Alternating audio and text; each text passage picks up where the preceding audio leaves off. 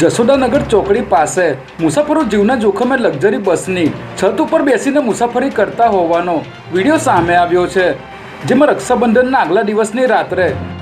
Jashodanagar police ચોકીની બાજુમાં ખાનગી બસમાં સીટો ફૂલ થઈ જતા બસ સંચાલકે મુસાફરોને બસની ઉપર બેસાડી દીધા હતા.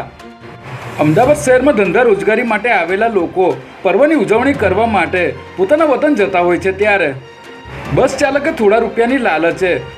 મુસાફરોનો જીવ જોખમમાં મૂકી દીધો હતો અને મોટી સંખ્યામાં મુસાફરોને લક્ઝરી બસની છત ઉપર બેસાડી દીધા હતા.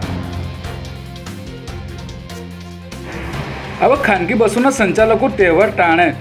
મુસાફરોના જીવ જોખમમાં મૂકી રહ્યા છે અને જશોદાનગર પોલીસ ચોકીની સામેથી જ ખુલ્લેમ મોટી સંખ્યામાં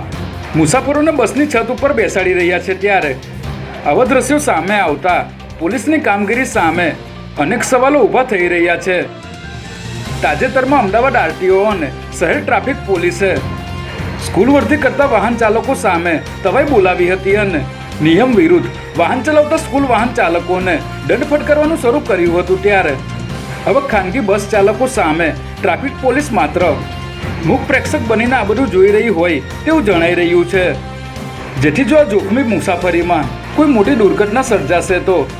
તેની જવાબદારી કોણ લેશે તેવા અનેક સવાલો ઊભા થઈ રહ્યા છે.